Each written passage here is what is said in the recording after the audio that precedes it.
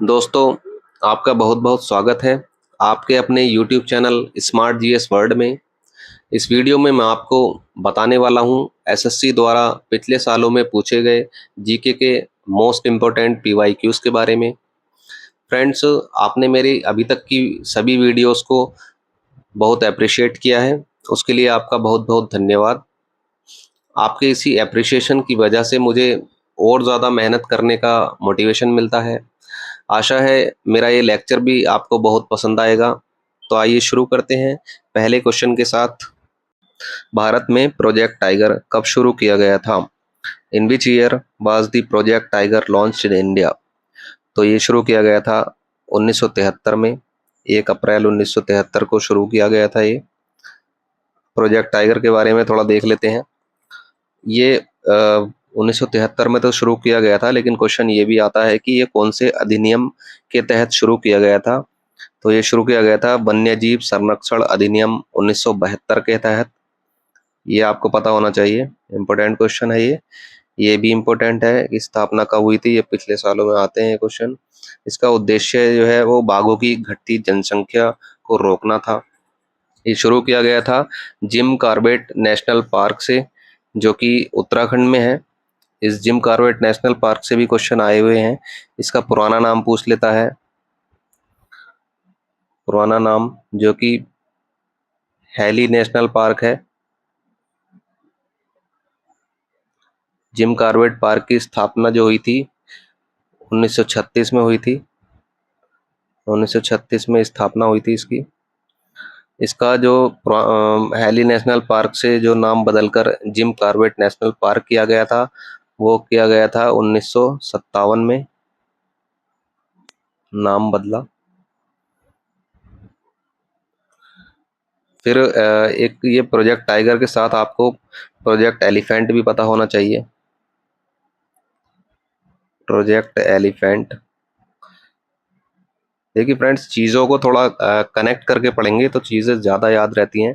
Project elephant के साथ इसका ऐसा कनेक्शन है, अभी आपको प्रोजेक्ट टाइगर भी बहुत अच्छे से याद होगा और प्रोजेक्ट एलिफेंट भी बहुत अच्छे से याद होगा। प्रोजेक्ट एलिफेंट की जो स्थापना हुई थी वो 1992 में हुई थी, लेकिन अभी हाल फिलहाल में इनका मर्ज कर दिया गया है। इनको मर्ज, दोनों परियोजनाओं को एक साथ कर दिया गया है। वो कब किया गया है? सन 2023 में इनको मर्ज कर दिया गया है। आगे देख लेते हैं। शुरू में ये जो प्रोजेक्ट टाइगर शुरू किया गया था, तो ये 9 टाइगर रिजर्व के साथ शुरू किया गया था। 9 बाघ अभयारण्य थे इसमें। वर्तमान में जो है 50 से ज़्यादा हैं, लगभग 55 है। कौन से मंत्रालय द्वारा शुरू किया गया था? तो ये है पर्यावरण, वन और जलवायु मंत्रालय, इसके द्वारा शुरू किया गया था। इम्पोर्टेंट है। पूर्व प्रधानमंत्री इंदिरा गांधी के कार्यकाल के दौरान शुरू किया गया था ये। इस परियोजना के पहले निदेशक जो हैं वो कैलाश सांखला जी को माना जाता है। इन कैलाश सांखला जी को टाइगर मैन ऑफ इंडिया भी बोलते हैं। टाइगर मैन ऑफ इंडिया, ये भी क्वेश्चन आया हुआ है। अपने भारत में जो सबसे ज़्यादा बाघों की जनसंख्या पाई जाती है वो मध्य प्रदेश में पाई जाती है। मध्य प्रदेश को टाइगर स्टेट बोला जाता है। मध्य प्रदेश में सबसे ज़्यादा टाइगर रिजर्व भी हैं। सबसे ज़्यादा टाइगर रिजर्व मध्य प्रदेश में ही है। भारत में पूरी दुनिया के 75% बाघ पाए जाते हैं। भारत पहले नंबर पे है पूरी दुनिया में टाइगर की जनसंख्या में। भारत ने अभी सन 2025 में 52वीं जयंती मनाई है प्रोजेक्ट टाइगर की। आगे देखते हैं अगला क्वेश्चन। एक उद्योग संघ और स्वनियामक संगठन है, बताना है आपको कौन सा है, जिसका प्राथमिक उद्देश्य सूक्ष्म वित्त क्षेत्र के मजबूत विकास के लिए काम करना है। Which is an industry association and self-regulatory organization whose primary objective is to work towards the robust development of the microfinance sector। तो ये है सूक्ष्म वित्त संस्थान नेटवर्क, जो कि सूक्ष्म वित्त क्षेत्र के मजबूत विकास के लिए काम करता है। आगे इसके बारे में देख लेते हैं, सूक्ष्म वित्त संस्थान नेटवर्क के बारे में। इसको माइक्रो फाइनेंस इंस्टीट्यूशन नेटवर्क बोलते हैं, जिसकी शॉर्ट फॉर्म एमफिन है।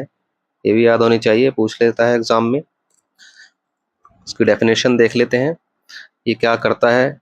वित्तीय संस्थानों का एक स्वनियामक संगठन है ये, जो आर्थिक रूप से वंचित समुदायों को वित्तीय सेवाएं प्रदान करता है। इसका उद्देश्य जो है, गरीबों और अल्प वित्त पोषित लोगों को सूक्ष्म ऋण, बचत, बीमा और अन्य वित्तीय उत्पाद प्रदान करके वित्तीय समावेशन को बढ़ाना है, जिससे वे स्थायी आजीविका का निर्माण कर सके। आगे देखते हैं, सेल्फ हेल्प ग्रुप के बारे में आपने सुना होगा, स्वयं सहायता समूह। सेल्फ हेल्प से ही आप समझ सकते हैं कि जो खुद की मदद या खुद के लोगों की मदद करते हैं, ऐसा ग्रुप, उसको सेल्फ हेल्प ग्रुप कहा जाता है। ऐसे लोगों का समूह जो समान आर्थिक या सामाजिक लक्ष्यों को प्राप्त करने के लिए एक साथ आते हैं। आमतौर पर गैर लाभकारी, स्वशासित और साथियों द्वारा संचालित होते हैं, जहां सदस्य अपनी बचत साझा करते हैं और जरूरत पड़ने पर एक दूसरे को कर्ज देते हैं। इतना सफिशिएंट है इसके बारे में जानने के लिए। आगे देखते हैं, सूक्ष्म वित्त और निवेश नियामक प्राधिकरण, मतलब micro finance and investment regulatory authority. ये क्या करता है? ये रेगुलेटरी अथॉरिटी है एक, मतलब कि रेगुलेशन करती है, नज़र रखती है। किस क्षेत्र को नियंत्रित करती है? ये करती है सूक्ष्म वित्त यानी कि माइक्रो फाइनेंस क्षेत्र को नियंत्रित और विनियमित करती है। इसमें जो सबसे बड़ी रेगुलेटरी अथॉरिटी है वो आरबीआई है। आरबीआई के बारे में आपको पता होना चाहिए, आरबीआई से काफ़ी क्वेश्चन पूछे जाते हैं। जैसे कि आरबीआई की स्थापना जो है, स्थापना हुई थी 1 अप्रैल 1935 को। आरबीआई का राष्ट्रीयकरण हुआ था, मतलब कि नेशनलाइजेशन, राष्ट्रीयकरण, ये हुआ था 1 जनवरी 1949 को।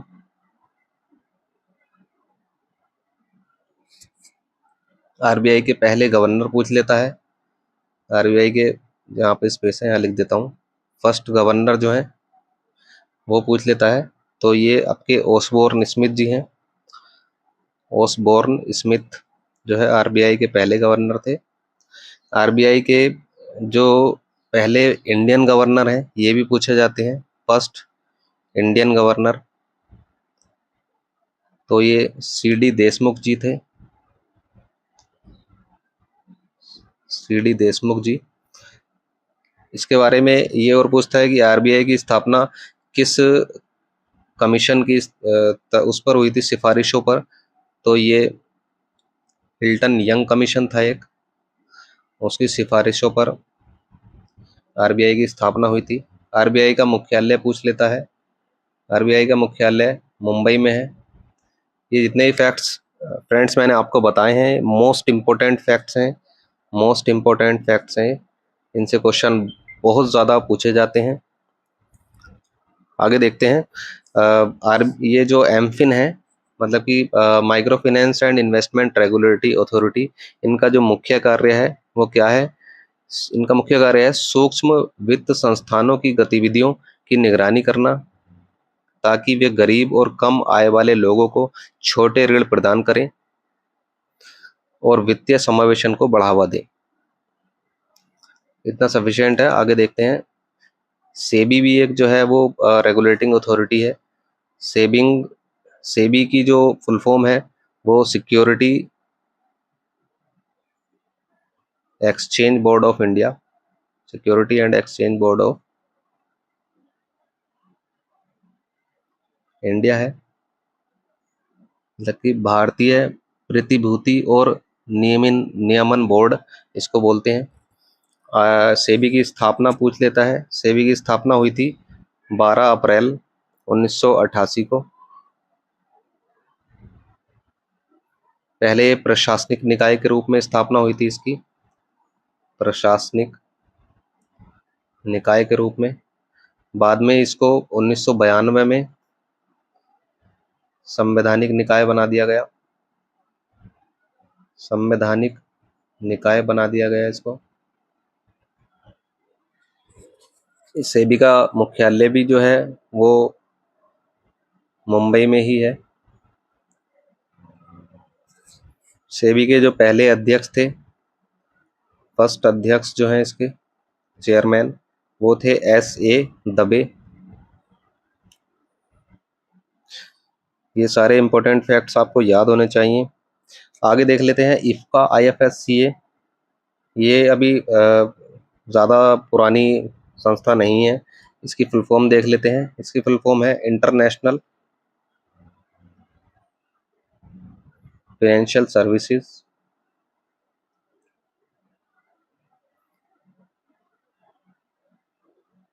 Centres authority.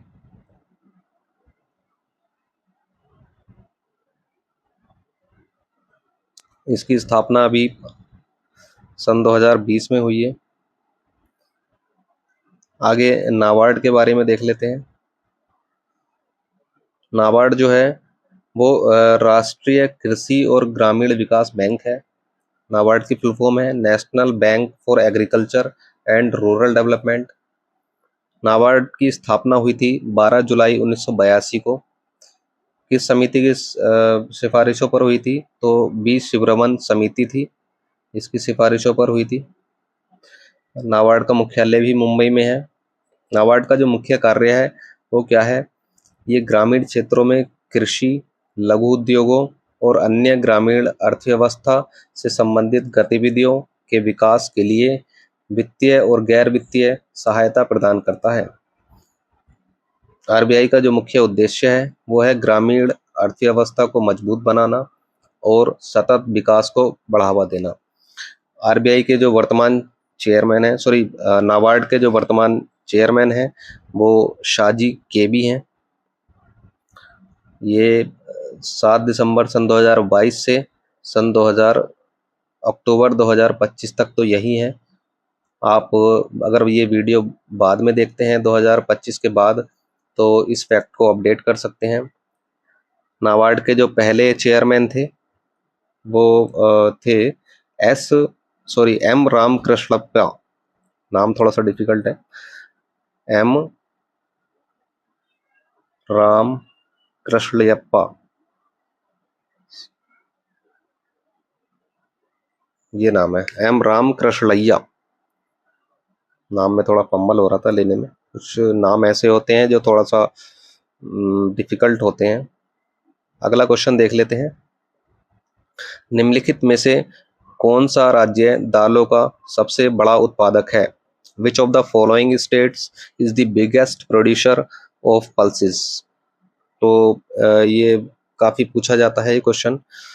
ये इसका आंसर मध्य प्रदेश है।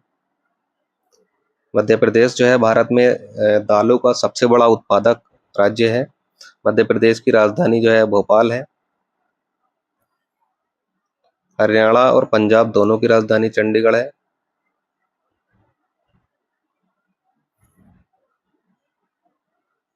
बिहार की राजधानी पटना है। आगे देख लेते हैं मध्य प्रदेश के बारे में थोड़ा देख लेते हैं। मध्य प्रदेश की राजधानी बात कर चुके हैं। मध्य प्रदेश के CM जो हैं मोहन यादव हैं, ये BJP से हैं। मध्य प्रदेश के गवर्नर मंगूभाई C पटेल हैं। मध्य प्रदेश की लोकसभा सीटें 29 हैं। मध्य प्रदेश में जो राज्यसभा सीटें हैं वो 11 हैं। मध्य प्रदेश में विधानसभा सीटें 230 हैं। हाई कोर्ट इसका जबलपुर है, जबलपुर में है। मध्य प्रदेश के जो मुख्य न्यायाधीश हैं वो संजीव सचदेवा जी हैं। मध्य प्रदेश की सीमा जो है वो कितने राज्यों से लगती है? तो ये 5 राज्यों से लगती है। ये किसी कंट्री से, किसी देश से नहीं लगती है, सिर्फ 5 राज्यों से लगती है। 5 राज्य कौन कौन से हैं वो देख लेते हैं। ये उत्तर प्रदेश, छत्तीसगढ़, महाराष्ट्र, गुजरात और राजस्थान। ये मैप में भी आप देख सकते हैं। ये गुजरात है, ये राजस्थान है, ये उत्तर प्रदेश है, इधर ये आपका छत्तीसगढ़ आ गया। और ये महाराष्ट्र आ गया। आगे देखते हैं, क्षेत्रफल में जो है इसका मध्य प्रदेश का दूसरा स्थान है, पहले स्थान पर है राजस्थान एरिया के मामले में। जनसंख्या में मध्य प्रदेश का 5वां स्थान है। जनसंख्या में पहला स्थान जो है वो उत्तर प्रदेश का है। जीडीपी में जो है मध्य प्रदेश का 10वां स्थान है। पहला स्थान जीडीपी में महाराष्ट्र का है। आगे देखते हैं अगला क्वेश्चन, कौन से पठार बहुत उपजाऊ हैं क्योंकि वे काली मिट्टी से समृद्ध हैं जो खेतों के लिए बहुत अच्छी है। Which plateaus are very fertile because they are rich in black soil that is very good for farming. तो इसका आंसर हो जाएगा दक्कन लावा पठार। ये अपने भारत के दक्षिण पश्चिम एरिया में है, मतलब दक्षिण वाले एरिया में है। पठार के बारे में देख लेते हैं थोड़ा। पठार जो है वो आसपास की जमीन से थोड़ा या पर्याप्त ऊंचा होता है, जैसे कि आप इमेज में देख सकते हैं। ये छोटे टाइप के जो पहाड़ होते हैं उनको पठार बोला जाता है। पठार का जो ऊपरी भाग होता है वो चौड़ा और सपाट होता है। पठार की जो सागर तल से ऊंचाई होती है वो लगभग 600 मीटर होती है। फ्रेंड्स, लास्ट क्वेश्चन में मैंने जो आपको ये थोड़े से करंट के फैक्ट बताए थे, जैसे कि सीएम के बारे में बताया था और राज्यपाल के बारे में बताया था, और ये इनके जो हाई कोर्ट है वहाँ के मुख्य न्यायाधीश के बारे में बताया था। तो ये फैक्ट्स जो है ये अभी मैं करंट में डिस्कस कर रहा हूँ। अगर ये वीडियो आप सन 2025 के बाद में देखते हैं तो इन फैक्ट्स को अपडेट कर सकते हैं आप, क्योंकि ये फैक्ट्स जो है चेंज होते रहते हैं। आगे वापस क्वेश्चन पर आते हैं। स्थल मंडल में जो है ये पठारों का जो क्षेत्रफल है वो 33% क्षेत्रफल पर पठार है।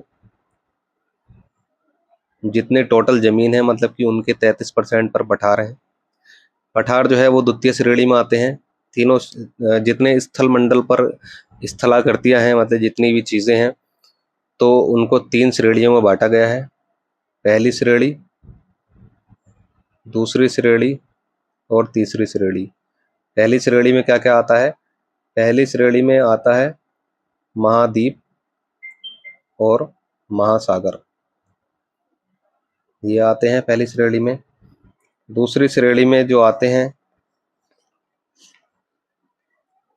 पर्वत,